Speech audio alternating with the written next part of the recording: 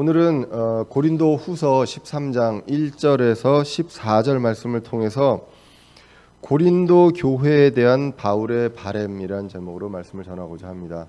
지난 시간에는 고린도 교회에 대한 바울의 진심이었다면 이제는 바울의 바램이 이 마지막에 이제 들어가 있습니다. 당부와 권면과 바램이 들어가 있습니다. 하나님께서는 바울을 통해서 고린도 교회에 두 번째 편지를 보내셨습니다. 바울의 사도직에 대한 여러 가지 오해와 모함이 있었고요.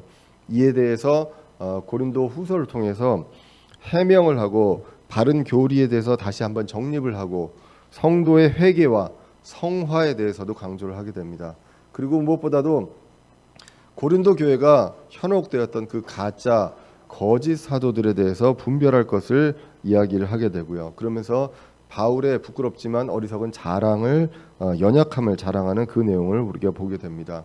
그리고 지난 시간에 이제 고린도 교회에 대한 바울의 진심, 그 사랑에 대한 내용들을 우리가 볼 수 있게 되었습니다. 결국 고린도 교회가요, 교회로서 구원받은 자로서 이제는 회개와 성화가 계속 이루어져야 된다는 그 강한 권면에 대한 내용들이 그 고린도 후서를 통해서 나오게 됩니다. 예전에 이제 어떤 목사님이 이 말씀을 하셨습니다. 구원은 가장 중요한 것입니다. 그런데 대단한 수준으로 가는 것은 아니다라는 것입니다. 우리에게 있어서 가장 중요한 것은 영원한 생명, 영존한 생명을 얻는 구원입니다. 그러나 이 구원으로 끝나는 것이 아니라 그 수준은 대단한 수준이 아니기 때문에 우리가 하나님의 성품을 닮아가는 그 성화의 과정이 반드시 있어야 된다는 것을 늘 그 모든 서신서에서 이제 기록을 하고 있습니다. 사실 이 고린도후서는 저자가 바울이고 수신자가 고린도 교회입니다. 그런데 우리가 좀 더 넓게 생각을 해보면 하나님께서 사도 바울을 통해서 고린도 교회에 보내는 책망과 권면에 대한 그 말씀임을 보게 됩니다. 더 넓게 보면 고린도 교회는 부족함이 없는 교회였습니다.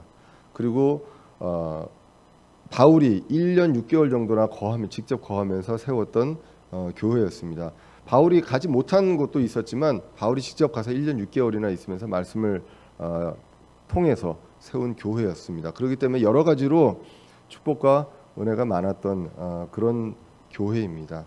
우리가 사실 은혜로 보면 하나님께서 사실은 공기와 해와 물과 이 모든 것들을 모든 사람에게 우리가 살아있는 데 필요한 모든 것들은 공짜로 주셨습니다.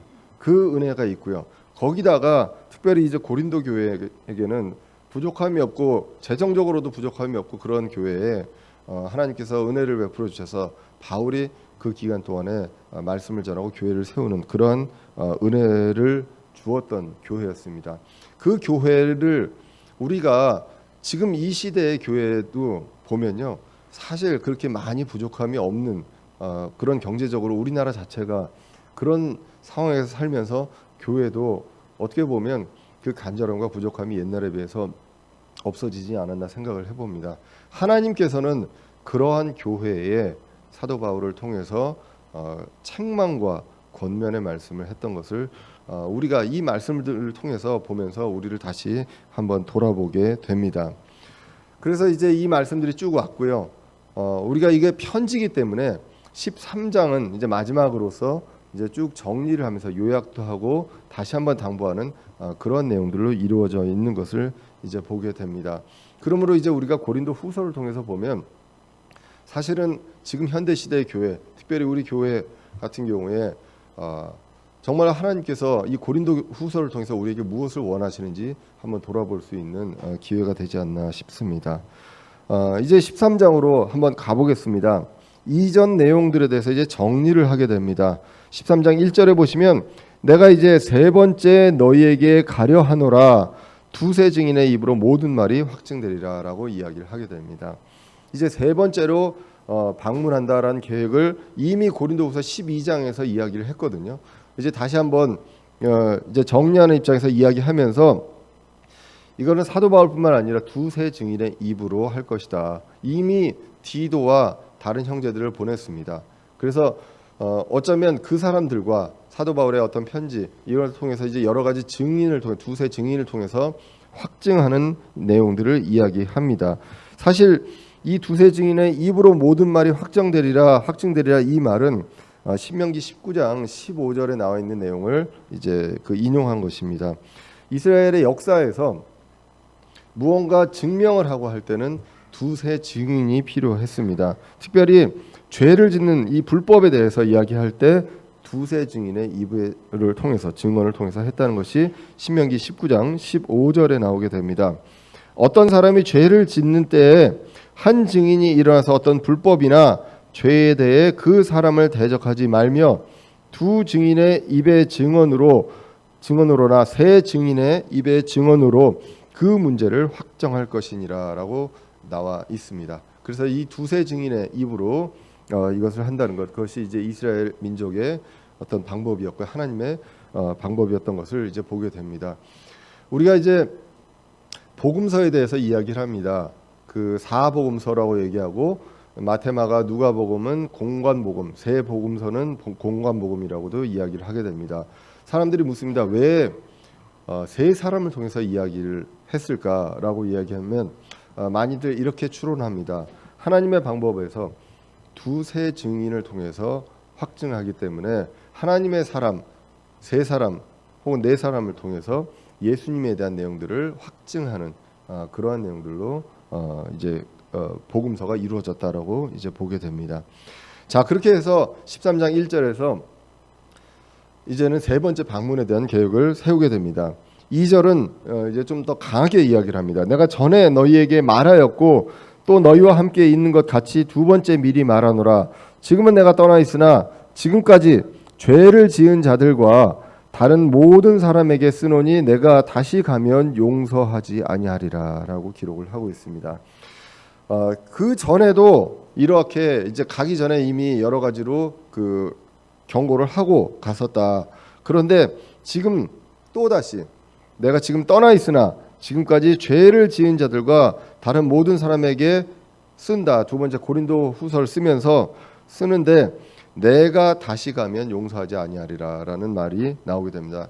이 말씀만 보면 무섭게 느껴질 수 있겠죠. 우리가 성경도 보고 편지도 보면요, 편지도 앞에서부터 쭉 왜 이런 내용들이 나왔는지를 이제 봐야 되고요. 성경도 그렇습니다. 사실 이 말씀만 보면요, 용서하지 아니하리라라고 이야기하면 하나님께서 용서해 주시지 않는 죄도 있겠구나라고 해석할 수도 있고요. 그리고 구원받은 다음에도 용서받지 못하는 죄가 있을 수 있구나, 받은 구원을 잃을 수 있구나라고 요 구절만 보면 생각할 수도 있다는 것입니다. 그런데 우리가 고린도 후서 전체를 1장부터 시작해서 쭉 봐왔습니다. 과연 그 말인가 아닌가는 앞뒤 구절과 고린도 후서 전체, 이 편지 전체를 보고 우리가 판단을 해석을 해야 한다는 것이죠. 결국 이 내용은 징계에 대한 내용으로 볼 수가 있습니다. 왜 그렇습니까? 고린도 후서 2장에서 이미 이야기를 했습니다. 고린도 전서에서 음행에 대한 음행을 한 사람에 대한 내용이 나오게 됩니다. 그 내용에 대해서 이야기하면서 이것은 믿지 않는 자들도 하지 않는 그런 짓이다라고 나오게 되면서 그것에 대해서 강한 징계에 대한 내용들을 이야기를 하게 되고, 고린도후서 2장으로 왔을 때 그 징계를 받은 것으로 보이는 그 사람이 뉘우친 것으로 보여집니다. 그때 어떻게 하라고 합니까? 회복하고 용서해 주라고 하게 됩니다. 너희들이 용서하면 나도 용서하겠다라고 이야기를 하게 됩니다. 그래서 그들을 받아들여라 라고까지 이야기를 한다는 것입니다. 고린도후서 2장 10절에 보시면 이렇게 나와 있습니다. 너희가 누구에게 어떤 일을 용서하면 나도 용서하노라. 만일 내가 누구에게 어떤 일을 용서하였다면 내가 그것을 용서한 것은 그리스도를 대신하여 너희를 위해 한 것이니 이것은 사탄이 우리를 이용하지 못하게 하려 함이라. 우리는 그 계략들에 대해 무지하지 아니하노라라는 것입니다. 징계의 목적은 내쳐서 쫓아내는 것이 아니라 뉘우쳤을 때 다시 용서하고 회복하고 받아들이는 것이라는 것입니다. 그래서 이러한 일들이 이미 고린도후서 2장에 기록이 되어 있습니다. 그러므로 지금 이렇게 갈 때 내가 지금 이 편지를 쓰고 가는데 너희들 만났을 때 용서하지 아니하겠다라는 그 말은 이 말씀에 대해서 뉘우치지 않고 회개하지 않은 사람들한테는 응당한 징계가 있을 것이다라는 것을 이야기하게 됩니다. 그런데 징계가 있으려고 할 때 또는 징계가 있었을 때 그 후에 회개와 그 뉘우침이 있었을 때는 반드시 그것을 통해서 회복이 이루어진다는 것, 그것을 우리는 보게 됩니다. 왜 그렇습니까? 2장 11절에 사탄이 그 계략이 있는데 그 계략에 대해서 우리가 무지하지 않다. 징계를 통해서 완전히 내쫓고 관계를 단절하는 것을 마귀는 원한다는 것입니다. 우리는 그렇지 않고 어떠한 것들도 뉘우쳤을 때 용서가 가능하다는 것, 그것을 이야기를 하고 있다는 것을 우리가 전체를 통해서 이 13장 2절만 따로 띄워놓는 것이 아니라 전체를 통해서 이것을 해석하게 됩니다. 성도를 징계를 통해서 회개로 이끌게 됩니다. 또는 말씀으로 강한 권면을 통해서 회개로 이끌게 된다고 합니다. 이것도 내용이 이 편지, 같은 편지 내에 있습니다. 그것이 무엇이냐? 하나님의 뜻대로 하는 근심이라는 것입니다. 고린도후서 7장 10절에서 이렇게 기록하였던 것을 기억합니다. 하나님의 뜻대로 하는 근심은 회개를 이루어 다시 돌이킬 수 없는 구원에 이르게 하거니와 세상의 근심은 사망을 이루느니라 라고 기록을 하고 있습니다. 그래서 우리는 하나님의 뜻대로 하는 근심을 하게 하는 그러한 그 강한 권면의 말씀과 그 책망의 말씀을 우리가 기억을 하게 됩니다. 자, 그렇게 되고 이제 3절로 이제 넘어오게 됩니다. 3절도 이제 12장의 내용들처럼 그동안의 그 오해를 이제 정리를 하게 됩니다. 3절에 보시면 왜 이런 내용들을 얘기하나? 2절에서 왜 내가 너희들 가면 용서하지 아니하리라, 죄를 지은 사람과 다른 모든 사람에게 얘기하노니 내가 다시 너희를 만날 때 용서하지 아니하리라고 한 이유는 이는이라고 3절에 이야기를 합니다. 그리스도께서 내 안에서 말씀하시는 증거를 너희가 구하기 때문이라라고 합니다. 사도는, 하나님의 사람은 그리스도가 안에 있고요. 그 그리스도를 통해서 말씀을 전하는 게 당연합니다. 사도 바울은 그렇게 했습니다. 그런데 고린도 사람들이 언제부턴가 그 증거를 대라라고 이야기를 한다는 것입니다. 이 가짜와 거짓 교사들에게 속아서 이제는 사도 바울의 그 사도직에 대해서 의심하게 되면서 당신이 그렇다는 것에 대해서 증명해라 라는 내용들을 이야기하기 때문에 내가 갔을 때 용서하지 아니하리라 라는 내용들로 이어진다는 것을 보게 됩니다. 자, 그래서 이렇게 너희들이 구하는데 그러면 너희들은 어떠냐라는 내용들이 이제 그 이후부터 이어지게 됩니다. 그분은 너희를 향하여 약하지 아니하고 오히려 너희 안에서 강하시니라라고 이야기합니다. 고린도 교회 너희 안에 계시는 하나님은 약하신 하나님이 아니다, 강한 하나님이다라고 분명하게 이야기를 하게 됩니다.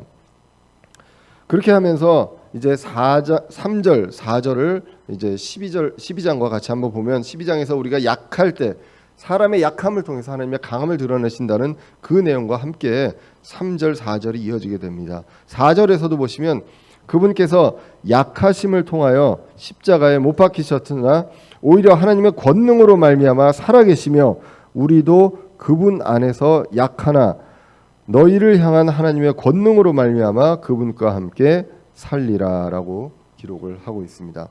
자, 그래서 여기서도 보시면 그분께서 약하심을 통해서 십자가에서 못 박히셨습니다. 예수님은요, 십자가에 달리신 예수님의 모습을 우리가 그냥 인간적인 눈으로만 봐도 약하지 않습니까? 그 약함을 심을 통하여 십자가에 못 박히셨습니다. 그런데 그것을 통해서 오히려 하나님의 권능을 통해서 이제 살아계시면서 지금 이제 살아계시면서 그분 안에 우리도 있다. 사도 바울이 우리도 있다라고 하면서 그분과 함께 산다는 것을 이제 증명을 하고 있습니다. 그 내용을 12장에서 했던 내용들을 그대로 가져와서 이제 이렇게 사람의 약함을 통해서 하나님의 강함을 드러내시는 이 내용을 분명하게 이야기를 하게 됩니다. 고린도후서 12장 9절에서 이야기했습니다. 사도 바울의 약함을 통해서 그분의 강한 능력이 완전하게 된다고 이야기를 했습니다. 그래서 사람은 그분 안에 있고요. 그분 안에 약함 속에 있고 그 약함 속에서 하나님의 권능이 머무르고 그 머무르심으로 우리가 함께 산다는 것입니다. 하나님이 우리의 약함 때문에 우리와 함께 사신다. 그리고 우리와 함께 하면서 그 큰 일들을 이루어 가신다. 우리가 약점이 없으면요, 하나님이 하실 일이 없으시겠죠. 근데 우리가 모든 면에서 약한 면이 있습니다. 그 약한 면이 있을 때 그 약한 면을 가지고 하나님의 권능을, 그 놀라우신 그 능력을 이루시는 것을 우리가 고린도후서 12장을 통해서 이제 보았습니다. 자, 지금 오늘 4절까지 이렇게 보시면요, 사도 바울이 세 번째 갈 계획에 대해서 이야기합니다. 계획에 대해서 이야기하고, 그리고 다시 만났을 때 너희들 용서하지 아니하리라. 너희들이 한 그 행동들, 그런 것들에 대해서 분명하게 이제 책임을 물을 것이다라고 이야기를 하게 됩니다. 그러면서 나오는 것이 3절, 4절에서는 너희들 안에 계시는 하나님이 약하시지 않다라는 내용들을 이야기를 하고 있습니다. 너희들 안에 하나님이 계시는데 그 하나님이 강하신 하나님이다라는 얘기를 하면서 5절로 이어지게 됩니다. 너희가 믿음 안에 있는지 너희 자신을 살펴보고 너희 자신을 입증하라. 예수 그리스도께서 너희 안에 계시는 줄을 너희가 스스로 알지 못하느냐? 그렇지 않으면 너희는 버림받은 자니라라고 기록을 하고 있습니다. 사도 바울은 이 오해에 대해서, 사도직의 오해에 대해서 고린도후서 6장 1절에서 10절까지 하나님의 사역자임을 모든 일에서 입증한다라는 내용으로 기록이 되어 있습니다. 다른 사람들한테 실족거리를 주지 않기 위해서 조심했고요. 그리고 여러 고난 속에서도 입증했고, 어려움 속에서도 입증했고, 말씀을 선포했고요. 말씀 선포에서도 입증을 했고, 평판 속에서도 입증을 했다라는, 그리고 가난 속에서 입증했다라는 내용들이 나오게 됩니다. 나는 이렇게 입증을 했다. 너희도 너희 안에 계시는 그 강하신 하나님에 대해서 입증해라라고 기록을 하고 있다는 것입니다. 그렇게 입증하지 않으면 내가 용서하지 않겠다라는 내용들을 오늘 본문 5절까지를 통해서 이제 볼 수가 있게 됩니다. 그들은 이런 것들에 대해서 의심하면서 사도 바울한테 입증하라고 한 것처럼 사도 바울이 너희들도 입증해야 한다. 너희들이 하나님의 사람이고 구원받은 사람인지 입증해라라는 것입니다. 그런데 그것은 다른 것이 아닙니다. 믿음 안에 있는지 자신을 살펴보라는 것입니다. 그래서 우리 안에, 우리가 믿음 안에 있는지, 그리고 그리스도가 우리 안에 있는지 그것에 대해서 분명하게 입증해야, 그것을 스스로 살펴보고 입증해야 되고, 그것을 알지 못하면 그는 버림받은 자다라고 이야기를 하게 됩니다. 자, 우리가 믿음 안에 있는지 살펴봐야 합니다. 그 믿음에 대한 내용들을 고린도후서에서도 많이 이야기를 했고요. 그리고 또 구체적으로 갈라디아서에 보면 이 믿음이 어떤 믿음인지가 나오게 됩니다.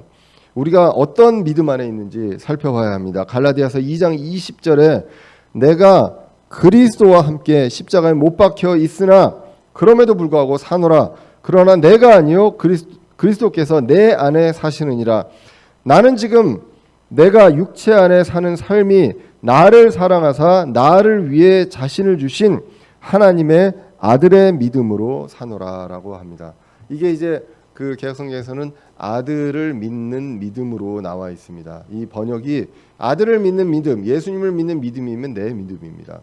그런데 아들의 믿음이면 예수 그리스도의 믿음입니다. 예수 그리스도가 가졌던 그 믿음이 우리 구원받은 사람들은 예수님께서 우리 안에 있고 우리가 예수님 안에 있으므로 그 믿음 안에 있다는 것입니다.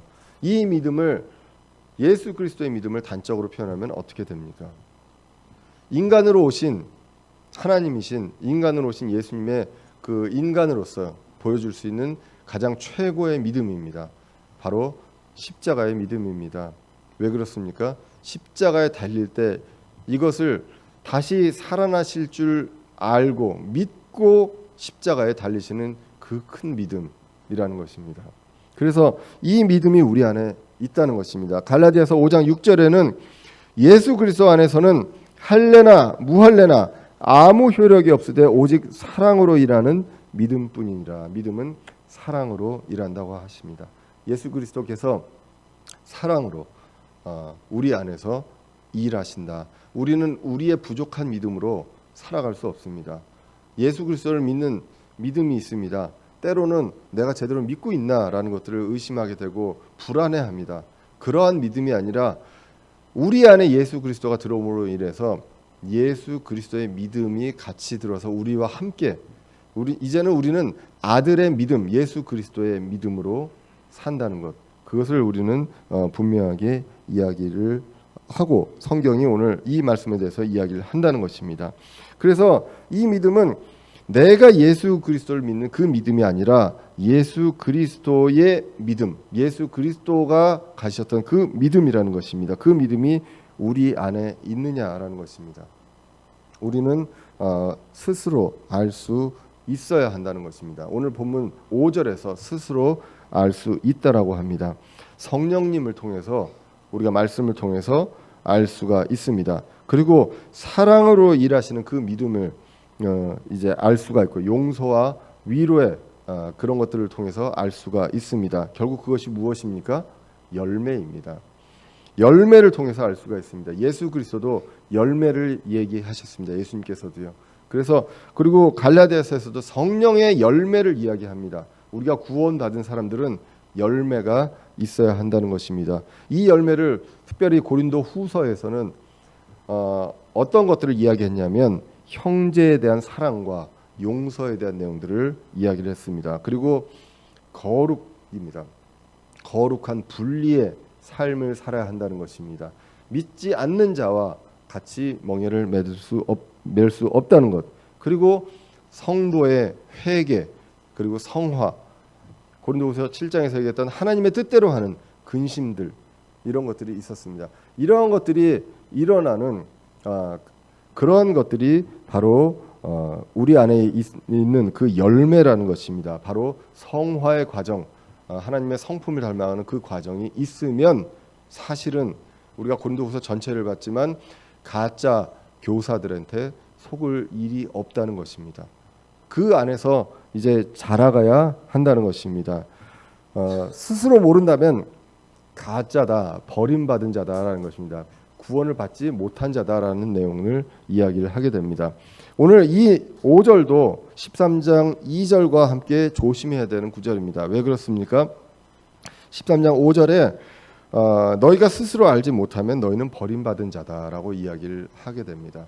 그러면 이 버림받았다는 얘기는 받아들였다가 한번 내쳐졌다라는 얘기가 아니냐라고 이제 이야기를 하게 됩니다. 우리가 한 구절 한 구절을 보면 무슨 해석이든지 가능하다는 것입니다. 성경은 고린도후서 전체를 통해서도 영존하는 영원한 생명과 그 믿음에 대한 내용들을 얘기합니다. 그것이 새 상속 언약이라고 분명하게 고린도후서에서 이야기했습니다. 영원한 것이 어떠한 순간에 뭔가 잘못을 해가지고 잃어버릴 수 있다? 영원한 것이 아니죠. 이 버림받았다라는 내용이 영어로는 reprobate입니다. 이 reprobate는 사실 요즘에 잘 쓰지 않는 영어 단어인데요. 그러니까 원래 의미도 그리스어 원래 의미도 공인되지 않았고요. 그리고 원래 가짜라는 것입니다. 원래 받았다가 잃어버린 게 아니라 원래부터 가짜였다라는 그러한 내용들이 의미가 들어있는 것이 바로 reprobate입니다. 그래서 이들은 원래 가짜라는 것입니다. 그것을 스스로 모른다면 알 수밖에 없다. 예수 그리스도가 우리 안에 있고 성령님이 우리 안에 있으면 당연히 알 수밖에 없습니다. 조금 내 마음이 흔들리고 의기소침해져 있을 수도 있고요. 그 내 마음 자체가 평안이 없을 때도 분명히 있을 수 있습니다. 그렇지만 우리 안에 분명한 것은 우리 안에 예수 그리스도의 믿음이 있다는 것. 그것은 분명한데 그것을 스스로 모르면 그것은 원래부터 가짜였다라는 내용으로 이야기를 한다는 것입니다. 그러므로 이 구절이 받은 구원을 이룰 수 있다라는 구절을 대표할 수 있는 구절이 아니다라는 것은 고린도후서 1장부터 쭉 읽어가서 나오는 그 내용들만 봐도, 이 편지에 대한 그 내용들만 봐도 우리가 분명히 알 수 있다는 것입니다. 그래서 이렇게 바울에 대한 입증을 요구한 것처럼 너희들도 가짜가 아님을 입증해라, prove, 증명해라라고 성경은 이야기하고 있습니다. 이 바울의 오늘 13장에서 이제 바람이 있다면, 이제 마지막으로 편지 마지막 끝에 성도들에게, 고린도 교회 성도들에게 당부하는 그 바람의 첫 번째는 바로 구원을 입증하라는 것입니다. 빌립보서 2장 12절에도 기록합니다. 그러므로 나의 사랑하는 자들아, 너희가 항상 순종한 것 같이 내가 있을 때뿐만 아니라 지금 내가 없을 때에도 더욱더 순종하여 두려움과 떨림으로 너희 자신의 구원을 일하여 드러내라라는 것입니다. 구원받았습니다. 구원받은 걸 어떻게 드러냅니까? 내가 일해서 나의 어떤 행위와 열매로서 드러낸다는 것. 그것이 이제 필요하다라는 것입니다. 구원받은 자가 열매가 없다, 그리고 변화되지 않고 그런 삶이 없다라면 과연 내가 지금 어떠한 상태인지 다시 한번 돌아볼 필요가 있다는 것입니다. 이것이 완전한, 그리고 굉장히 높은 수준으로 변화된 그것을 이야기하는 것은 아닙니다. 단지 구원받은 그 갓난 아기의 단계에서 이제는 어느 정도 청년으로 가고 아버지의 단계로 가는 그러한 단계로 이제 속도와 뭐 이런 것들은 다르겠지만 가야 한다는 것입니다. 구원을 입증하라고 이야기를 하게 됩니다. 그리고 두 번째 바람이 이제 6절에서 9절까지 나오게 됩니다. 두 번째는 완전해지라는 것입니다. 완전함입니다. 고린도서 13장 6절에 보시면, 그러나 우리가 버림받은 자가 아닌 것을 너희가 알기를 내가 바라고. 사도 바울이 얘기합니다. 우리 일행은 버림받은 자가 아니다, 가짜가 아니다라는 얘기입니다. 지금 이 내용도 사실은 고린도 후서 전체적으로 보면 사도 바울이 가짜냐, 그 가짜가 가짜냐, 이 내용들을 이야기하고 있잖아요.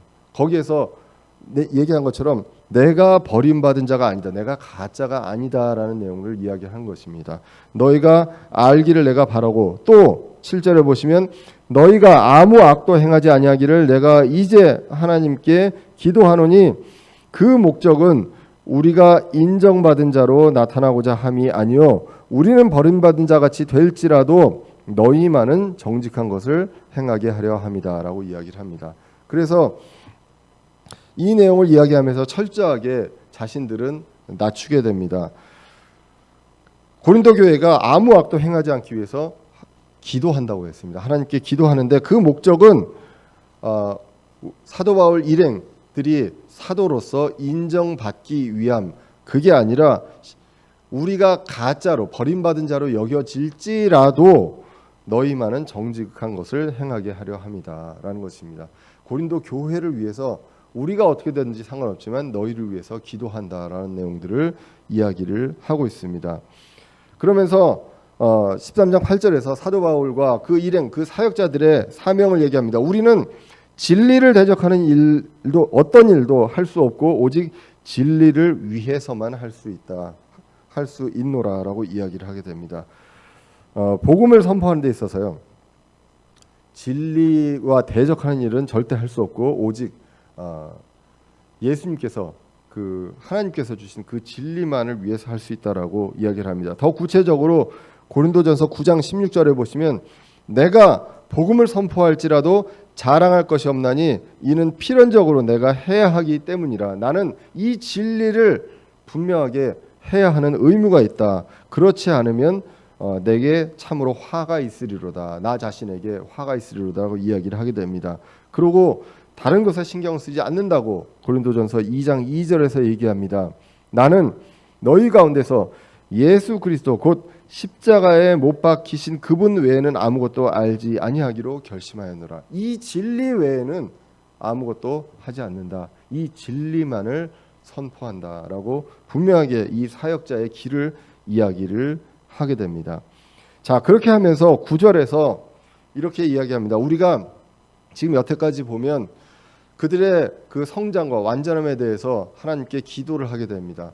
자신들은 예수 그리스도가 안에 있는 그런 버림받은 자가 아님이 분명한데 버림받은 자처럼 보일지라도, 가짜처럼 보일지라도 너희들을 위해서 하나님께 기도한다라고 이야기하면서 9절에서 우리가 약할 때 너희가 강한 것을 우리는 기뻐하노라. 또한 우리는 이것 즉 너희의 완전함을 바라노라라고 이야기를 하게 됩니다. 그들의 완전함을 고린도 교회 그 성도들의 완전하게 되는 것을 바란다는 것입니다. 바울의 약함을 통해서 그분의 강함이 됩니다. 편지로 강하게 권면합니다. 그리고 그들이 회개하고 또 그들이 강하게 되는 이 말씀으로 강하게 되는 그러한 것들을 이제 이야기하게 됩니다. 그래서 회개와 성화를 통해서 그 마지막 단계 완전함으로 가게 되는 것입니다. 무엇을 통해서 그렇습니까? 말씀을 통해서 그렇다고 에베소서 4장 11절 이하에서 기록을 합니다. 이 말씀을 가르치는 사람들이 있었습니다. 그것을 하나님께서 교회에 허락하셨다고 합니다. 그분께서 더러는 사도로, 더러는 대언자로, 더러는 복음 전도자로, 더러는 목사 겸 교사로 주셨으니 12절 이것은 성도들을 완전하게 하고 섬기는 일을 하게 하며 그리스도의 몸을 세우게 하려 하심이라라고 기록을 하고 있습니다. 이 말씀을 통해서 가르치는 그 말씀을 통해서 우리는 완전함을 목표로 나아가야 한다는 것입니다. 단순히 그냥 잘하고 오늘 내일 조금 달라지고 이런 것들도 중요하지만 우리는 목표가 그리스도의 완전함을 향해서 가야 한다는 것. 그것을 위해서 사도 바울의 일행은 자신들이 약하게 보일 수도 있고요. 자신들이 가짜로 보일 수도 있지만 그 듣는 그리고 가르침을 받는 그 사람들의 강함을 위해서 기도하고 그들이 완전하게 되기를 바란다고 이야기를 하게 됩니다. 그리고 이제 세 번째로 10절에서 나오는 것이 바로 교회 성도들을 세우라는 것입니다. 아까 에베소서 4장 12절에서도 성도들을 완전하게 하고 섬기는 일을 하게 하며 그리스도의 몸을 세우게 하려 하심이다라고 이야기를 했습니다. 결국 그리스도의 몸, 교회, 그 교회라는 것은 하나님의 아들의 이름을 믿는 사람들이라고 했습니다. 이 사람들을 세우는 일을 하라고 이야기를 하고 있습니다. 무너뜨리는 것이 아니라 세우는 일을 하라고 이야기를 하고 있습니다. 10절에 보시면 그러므로 내가 떠나 있을 때 이것을 쓰는 것은 주께서 무너뜨리는데 쓰지 말고 세우는데 쓰라고 내게 주신 권능에 따라 너희와 함께 있을 때에 엄하게 대하지 아니하려 함이다라고 이야기합니다. 이 내용은 굉장히 많이 이야기했습니다. 고린도후서에서 이것을 가지고 가짜들이 사도 바울을 음해하는 일도 했었죠. 볼 때는 굉장히 사도 바울이 약한 사람인데 편지는 굉장히 강하게 쓴다라고 이야기함으로 인해서 사도 바울을 음해했습니다. 그런데 이 내용에 대해서 어떻게 얘기하냐? 이렇게 내가 편지를 쓰는 것은 주께서 무너뜨리는 데 쓰지 말고 세우는 데 쓰라고 주신 권능이 있다는 것입니다. 하나님께서 하나님의 사람들에게 교회를 그리고 성도들을 무너뜨리라고 하는 것이 아니라 세우라고 한다는 것입니다. 편지로는 강하게 권면하더라도 오늘 10절에서 너희와 함께 있을 때 엄하게 대하지 아니하려 합니다라고 얘기합니다. 편지에서 엄하게 이야기하지만 내가 너희를 만났을 때는 엄하게 하는 것이 아니라 부드러움과 온유함으로 이야기하게. 그래서 서로를 세워주기 위해서라는 것을 이야기를 하게 됩니다. 그래서 교회는 그리스도의 몸입니다. 그런데 이 몸을 무너뜨리는 일을 하는 존재가 있죠. 바로 마귀입니다. 마귀이고 가짜입니다. 거짓 사도들은 교회를 허무는 일을, 무너뜨리는 일을 해야 합니다. 우리는 무엇을 해야 합니까? 교회, 이 건물과 예배당이 아니라 사람들을 세우는 일을 해야 한다는 것입니다. 세운다는 것은 여기서도 이제 edify라는 말을 쓰게 됩니다. 원래 어원은 건조하는 것입니다. 건설하는 것입니다. 무엇을 만들어내는 것인데 본 뜻은 교리적으로나 도덕적으로 교화시키고 성화시키고 한다는 것입니다. 이것을 우리는 에베소서에서도 그렇고 성경에서 뭐 어떻게 합니까? 겸손함과 온유함과 부드러움으로 우리 지체들을 세우라고 이야기를 하고 있습니다. 그러므로 이러한 것들은 격려와 교화를 통해서 서로들을 세워주는 일을 한다는 것입니다. 그래서 주님의 사람들을 세우는 일을 이제는 해야 한다. 서로 간에 무너뜨리는 일을 하는 것이 아니라 세우는 일을 해야 한다는 것입니다. 고린도 교회의 문제점이 무엇이었습니까? 서로들 싸웠습니다.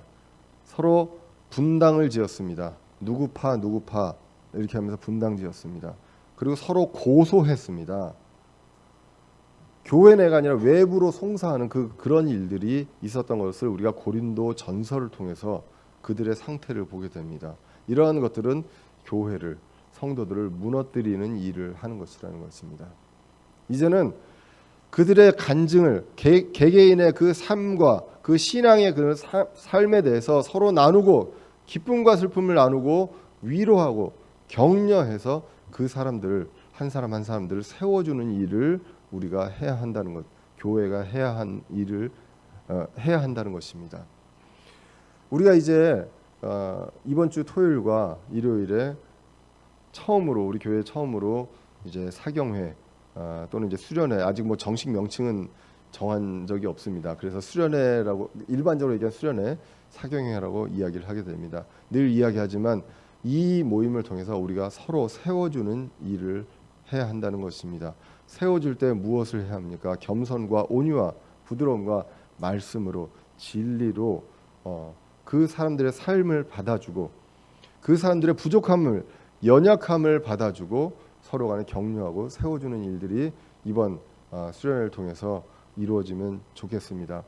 정말로 우리가 다시 한번 당부드리지만 조심해야 될 것이, 개개인의 그 살아온 삶과 신앙에 대한 내용들 외의 것들은 이번 1박 2일 동안 나누지 말라는 것입니다. 우리가 지금 가장 우리 한국 교회에서 어려운 것이 무엇이냐 하면, 교회 내에서 서로 간에 분열하고 무너뜨리는 일들이 발생하는 이슈가 바로 지금 정치적인 이슈입니다. 그래서 그러한 내용들도 서로 이야기할 수 있지만 그러한 내용이 아니라 우리가 세워주는 일, 그 한 사람 한 사람 삶을 이야기해야지, 지금 이 세상이 어떻게 돌아가고 이러한 내용들이 아니라 지금 우리가 그동안의 교제에 대한 어떤 시간들이 부족했던 이러한 것들을 모여가지고 그 한 사람 한 사람의 그 자체와 인생과 그 간증에 대해서 나누는 시간이 되어야 하겠다는 것입니다. 그것이 바로 성도들을 세워주는 것이라는 것, 그것을 우리는 분명히 말씀을 통해서, 사도 바울이 편지로 강하게 이야기하지만 모여서 이야기할 때는 부드럽게 이야기함으로써 세워주려고 한다고 오늘 10절에서 이야기를 하게 됩니다. 무엇이 마귀가 하는 일인지, 교회를 허물고 싸우게 하고 무너뜨리는 것은 마귀가 하는 짓이라는 것을 우리는 분명하게 분별을 해야 한다는 것입니다. 안타까운 마음이 있는 것들 잘 알 수 있지만, 그런 인간적인 마음이 있지만 우리는 그것을 내려놓고 이번 1박 2일 동안에 무엇을 해야 하는지, 사도 바울도 사람들에게요, 우리가 믿는 사람들끼리 와서 하고 싶은 말 다 하고 편하면 얼마나 좋습니까? 사도 바울은 늘 조심한다고 했습니다. 조심하고 또 조심한다고 고린도후서에서 얘기했습니다. 실족거리를 주지 않기 위해서 조심한다고 분명하게 이야기했습니다. 사람들끼리 만나고, 가까운 사람들끼리 만나고, 아끼는 사람들끼리 만나면 더욱더 조심해야 되는 것이 성도의 자세라는 것. 그래야 서로 간에 세워줄 수 있다는 것입니다. 흔히 이제 예전에 이제 그 다른 교회 제가 출석할 때 성경 공부 시간에 그 목사님이 하신 내용, 이야기가 있습니다. 부부간에 대화하는 그런 말투로 친구간에 이야기를 했다가는 의절한다 라는 내용을 이야기했습니다. 그만큼 우리가 가까운 사람들한테 함부로 하는 것이 편하게 이야기를 왜 서로 보세요? 아닙니다. 농담입니다. 뭐 저희도 그거에 대해서 뭐 반성 많이 하고요. 예, 그렇습니다. 그래서 이 말과 언행에서 정말로 내가 아끼는 사람과 가까운 사람에게는 더욱더 조심해야 되는데 그렇지 않다는 것. 그것을 우리는 우리 삶 속에서 분명히 알 수 있습니다. 그렇기 때문에 사도 바울도 고린도후서에서 그렇게 조심하고 또 조심한다고 이야기를 합니다. 만났을 때는 편지는 강하게 쓰더라도 생각을 해서 편지를 쓰지 않습니까? 만나면 감정적으로 욱하면 무슨 말이든지 나올 수가 있잖아요. 그렇기 때문에 그때에 더욱더 조심하고 부드럽게 하고 온유하게 하기 위해서 내가 이 편지를 이렇게 쓴다라고 이야기를 하고 있는 것을 우리는 분명하게 우리에게도 적용을 할 필요가 있다는 것입니다. 이제 11절 이하에서 마지막으로 이 편지를 끝맺으면서 인사를 하게 됩니다. 인사를 통한 권면을 하게 됩니다. 11절에 보면 완전하게 되라는 것입니다. 위로받고 평안히 지내라라는 것을 같이 이야기하게 됩니다. 자, 보십시오. 완전하게 되라는 것을 이야기하면서 위로를 받고 한 마음이 돼서 평안히 지내라는 것을 이야기하게 됩니다. 모두가 다 위로가 필요한 사람들입니다. 이 위로가 필요한 사람들, 우리 지체들끼리 서로 위로해주고 말씀으로 위로받고 위로자이신 성령님을 통해서 궁극적인 그 위로를 받음으로 평안하게 지내고 완전하게 되라고 이야기를 합니다. 그리고 12절에 거룩한 입맞춤으로 서로 인사하라라는 것입니다.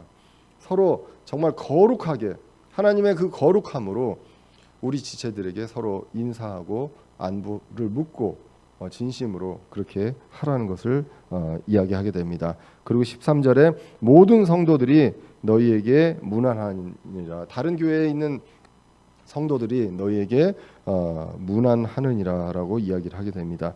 그러면서 이제 14절에 또 유명한 말씀이 나오게 됩니다. 14절에 이제 하나님의 축복을 다루게 됩니다. 이것은 축도가 아닙니다.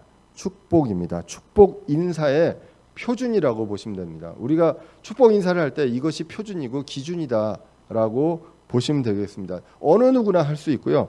목사라든가 뭐 기름 부음 받은 자들만 하느냐? 그렇지 않다는 것입니다.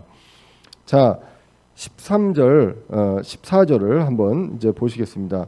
삼위일체 하나님에 대한 축복을 이야기하고 있습니다. 주 예수 그리스도의 은혜와 하나님의 사랑과 성령님의 교통하심이 너희 모두와 함께 있기를 원하노라. 이렇게 기록을 하고 있습니다. 세 가지가 나옵니다. 주 예수 그리스도의 은혜가 나옵니다. 그리고 하나님의 사랑이 나옵니다. 성령님의 교통하심이 나옵니다. 이것만 있으면 축복은 끝이라는 것입니다. 이만한 축복 인사가 없다는 것입니다. 이것은 축도가 아니라 인사입니다.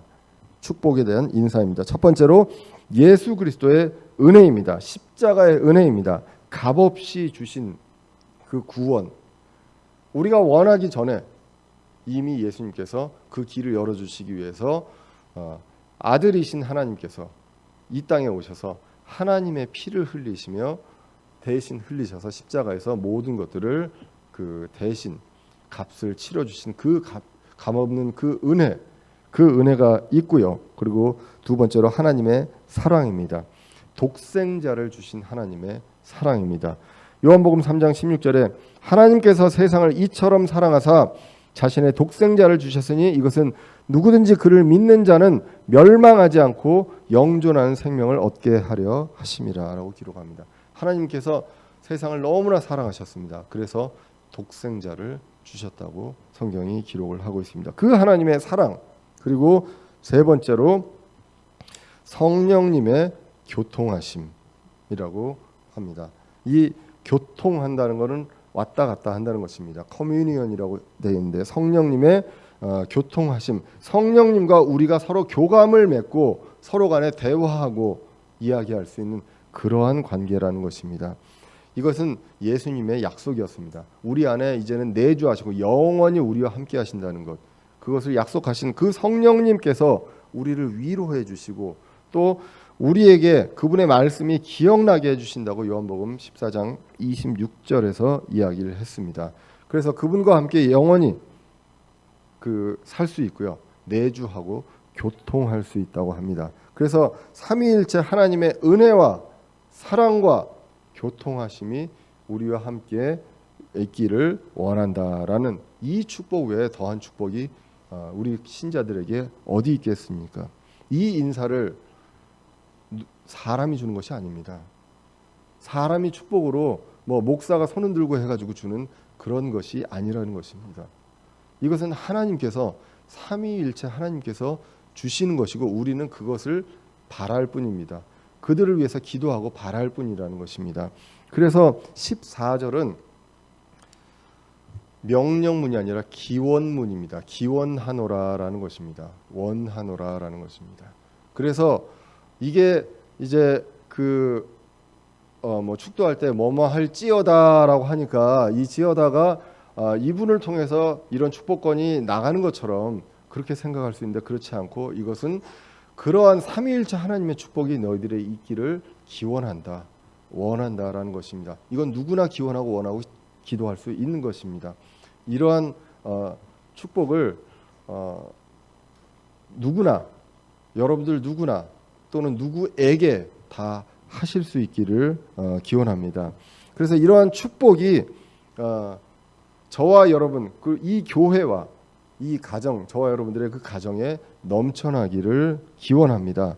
그리고 이 사역자의 바램처럼 구원을 받고요. 그리고 성화를 통해서 입증하고 그리고 교회와 성도를 세우는 일을 우리는 주님 다시 오시는 날까지 정말 충성을 다해서 해야 할 것입니다. 주님 다시 오시는 날까지 이것을 지상 과제로 믿고 수행하는 그런 저와 여러분 대전의 침례교회 성도들 되시기를 간절히 기원합니다. 기도하겠습니다.